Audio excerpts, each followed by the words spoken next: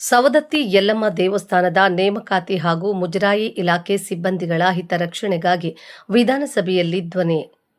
ಬೆಂಗಳೂರಿನಲ್ಲಿ ನಡೆಯುತ್ತಿರುವ ವಿಧಾನಸಭಾ ಬಜೆಟ್ ಅಧಿವೇಶನದಲ್ಲಿ ಶ್ರೀ ವಿಶ್ವಾಸ್ ವೈದ್ಯ ಅವರು ಸವದತ್ತಿ ಶ್ರೀ ಯಲ್ಲಮ್ಮ ದೇವಸ್ಥಾನದ ನೇಮಕಾತಿ, ಅನುಕಂಪ ಆಧಾರದ ನೇಮಕಾತಿ ಸಿಬ್ಬಂದಿಗಳ ಭವಿಷ್ಯ ಕುರಿತು ಮಾನ್ಯ ಸಾರಿಗೆ ಹಾಗೂ ಮುಜರಾಯಿ ಸಚಿವರಾದ ಶ್ರೀ ರಾಮಲಿಂಗ ರೆಡ್ಡಿ ಅವರಿಗೆ ಪ್ರಶ್ನೆಗಳನ್ನು ಮಂಡಿಸಿದರು. ಜಿಲ್ಲಾ ವರದಿಗಾರರು ಅಸ್ಲಂ ನಿಪ್ಪಾಣಿ. ಕ್ಷಣ ಕ್ಷಣ ಸುದ್ದಿಗಾಗಿ ವೀಕ್ಷಿಸಿ ನಮ್ಮ ರಾಷ್ಟ್ರಧ್ವನಿ ನ್ಯೂಸ್ ಕನ್ನಡ. ಅನುಕಂಪದ ಆಧಾರದ ಮೇಲೆ ನೇಮಕಾತಿ ಮಾಡಲು ಅವಕಾಶ ಕಲ್ಪಿಸಿರುವುದಿಲ್ಲ ಅಂತ ಹೇಳಿ ಉತ್ತರವನ್ನು ಒದಗಿಸಿದ್ದಾರೆ ಮಾನ್ಯ ಅಧ್ಯಕ್ಷರೇ. ಆದರೆ ನನ್ನ ಈ ಪ್ರಕಾರ 2012ರಲ್ಲಿ ಇದೇ ದೇವಸ್ಥಾನದಲ್ಲಿ ಒಂದು ಅನುಕಂಪದ ಆಧಾರದ ಮೇಲೆ ಅಲ್ಲಿ ನೇಮಕಾತಿಯನ್ನು ಕೂಡ ಮಾಡಲಾಗಿದೆ. ಅದರ ಒಂದು ದಾಖಲೆಯನ್ನು ಕೂಡ ತಮ್ಮ ಮುಂದೆ ನಾನು ಆಮೇಲೆ ಸಲ್ಲಿಸ್ತೇನೆ ಮಾನ್ಯ ಅಧ್ಯಕ್ಷರೇ. ಈ ವಿಷಯವನ್ನ ನಾನು ಯಾಕೆ ಹೇಳ್ತಾ ಇದ್ದೀನಿ ಅಂತಂದ್ರೆ, ಸುಮಾರು 36 ಕುಟುಂಬ ಬಹಳಷ್ಟು ಕಷ್ಟದಲ್ಲಿದ್ದಾರೆ. 36 ಜನ ಆ ಸೇವೆಯಲ್ಲಿರ್ತಕ್ಕಂಥ ಸಮಯದಲ್ಲಿ ಮೃತವನ್ನು ಹೊಂದಿದ್ದಾರೆ. ಆದ ಕಾರಣ ಅವರು ಎಲ್ಲ ಇಲಾಖೆಯಲ್ಲಿ ಅನುಕಂಪದ ಆಧಾರದ ಮೇಲೆ ಆ ಒಂದು ನೇಮಕಾತಿ ಮಾಡಲು ಅವಕಾಶ ಇದೆ. ಆದರೆ ಈ ಒಂದು ಧಾರ್ಮಿಕ ದತ್ತೆಯಲ್ಲಿ ಇಲ್ಲದಕ್ಕೆ ಬಹಳಷ್ಟು ಬೇಸರ ಆಗ್ತಾ ಇದೆ.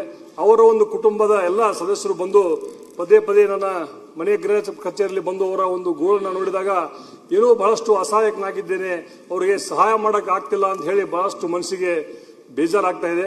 ಅದಕ್ಕೆ ನಾನು ಮಾನ್ಯ ಮುಜರಾಯಿ ಸಚಿವರಲ್ಲಿ ಬಹಳಷ್ಟು ಕಳಕಳಿಯಿಂದ ವಿನಂತಿಯನ್ನು ಮಾಡ್ತೇನೆ.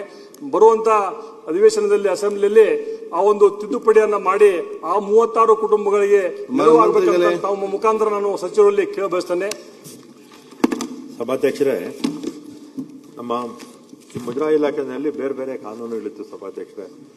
ಒಂದು ಬಾಂಬೆ ಕರ್ನಾಟಕಕ್ಕೆ ಬೇರೆ ಇತ್ತು, ಹೈದರಾಬಾದ್ ಕರ್ನಾಟಕಕ್ಕೆ ಬೇರೆ ಇತ್ತು, ನಮ್ಮ ಹಳೆ ಮೈಸೂರಿಗೆ ಬೇರೆ ಇತ್ತು, ಕೊಡಗುಗೆ ಎಲ್ಲ ಬೇರೆ ಇತ್ತು. ಆಮೇಲೆ 1997ರಲ್ಲಿ ಎಲ್ಲ ಕಾಯ್ದೆಗಳನ್ನೆಲ್ಲ ಸೇರಿಸಿ ಒಂದೇ ಕಾಯ್ದೆ ತಂದರು ಸಭಾಧ್ಯಕ್ಷರೇ. ಅದು ಜಾರಿಯಾಗಿದ್ದು 2003ರಲ್ಲಿ.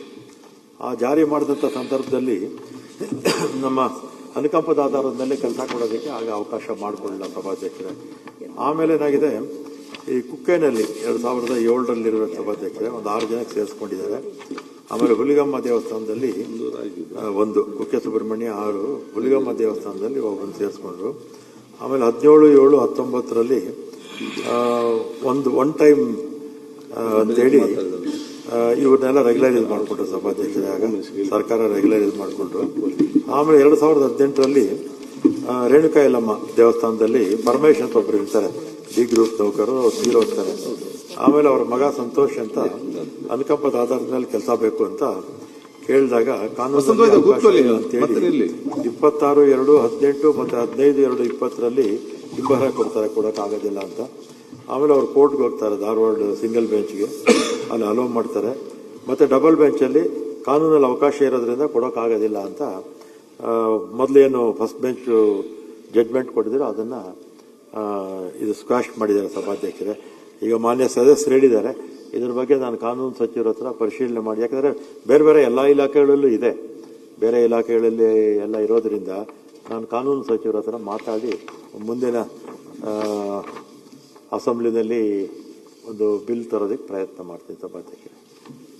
ಮಾನ್ಯ ಸಭಾಧ್ಯಕ್ಷರೇ, ಉತ್ತರ ಕರ್ನಾಟಕದ ಐತಿಹಾಸಿಕ ದೇವಸ್ಥಾನ ಆಗಿರುವಂತಹ ಸವದತ್ತಿ ಯಲ್ಲಮ್ಮ ದೇವಸ್ಥಾನ, ಆ ಒಂದು ದೇವಸ್ಥಾನದ ಮೇಲೆ ಬಹಳಷ್ಟು ಕಳಕಳಿಯನ್ನ ಇಟ್ಕೊಂಡಿರುವಂತ ನಮ್ಮ ಮುಜರಾಯಿ ಸಚಿವರು ಹಾಗೂ ಪ್ರವಾಸೋದ್ಯಮ ಸಚಿವರು ಆ ಒಂದು ದೇವಸ್ಥಾನಕ್ಕೆ ಸುಮಾರು 215 ಕೋಟಿ ರೂಪಾಯಿ ಅನುದಾನವನ್ನ ಕೊಟ್ಟು ಆ ಒಂದು ಕ್ಷೇತ್ರವನ್ನು ಅಭಿವೃದ್ಧಿ ಪಡಿಸಲಿಕ್ಕೆ ಬಹಳಷ್ಟು ಮುಂದಾಗಿದ್ದಾರೆ.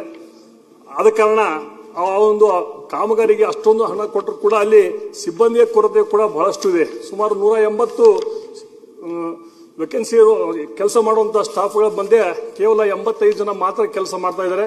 ಇನ್ನು ಸುಮಾರು 80ರಿಂದ 85 ಜನನ್ನ ವೇಕೆನ್ಸಿ ಇರುವುದರಿಂದ ಆ ಭರ್ತಿ ಮಾಡಲಿಕ್ಕೆ ತಮ್ಮಲ್ಲಿ ಕೂಡ ವಿನಂತಿಯನ್ನು ಮಾಡ್ತೇನೆ. ವಿಶೇಷವಾಗಿ ಅರ್ಚಕರು ಸುಮಾರು 30 ಜನ ಅರ್ಚಕರು ಕೆಲಸ ಮಾಡಬೇಕಂತ ಜಾಗದಲ್ಲಿ ಕೇವಲ 14 ಜನ ಕೆಲಸ ಮಾಡ್ತಾ ಇದ್ದಾರೆ. 2 ಶಿಫ್ಟ್ ನಲ್ಲಿ ಕೂಡ ಕೆಲಸ ಮಾಡುವಂತಹ ಪರಿಸ್ಥಿತಿ ಬಂದಿದೆ. ಬಹಳಷ್ಟು ತೊಂದರೆ ಆಗ್ತಾ ಇದೆ, ಮ್ಯಾನ್ ಪವರ್ ಬೇಕಾಗಿದೆ ಅಂತ ಹೇಳಿ ನಾನು ಮತ್ತೊಮ್ಮೆ ಸಭಾಧ್ಯಕ್ಷರಲ್ಲಿ ನಾನು ಮನವಿಯನ್ನು ಮಾಡ್ತೇನೆ.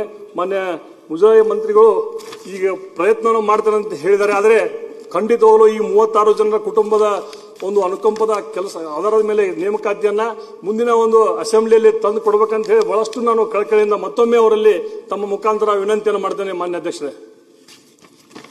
ಸಭಾಧ್ಯಕ್ಷರೇ, ಮಾನ್ಯ ಸದಸ್ಯರು ನಮ್ಮ ಪ್ರಾಧಿಕಾರದ ಉಪಾಧ್ಯಕ್ಷರು ಕೂಡ ಆಗಿದ್ದಾರೆ.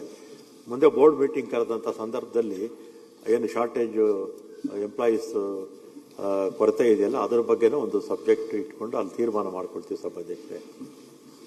ಧನ್ಯವಾದಗಳು. ಧನ್ಯವಾದಗಳು.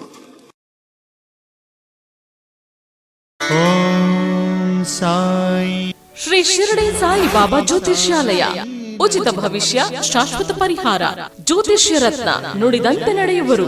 ದೈವಜ್ಞ ಪಂಡಿತ್ ಸಾಯಿರಾಮ್ ಜೋಶಿ, ಕೇರಳ ಮತ್ತು ಕೊಳ್ಳೇಗಾಲದ ವಂಶ ಪಾರಂಪರ್ಯ ಜ್ಯೋತಿಷ್ಯರು.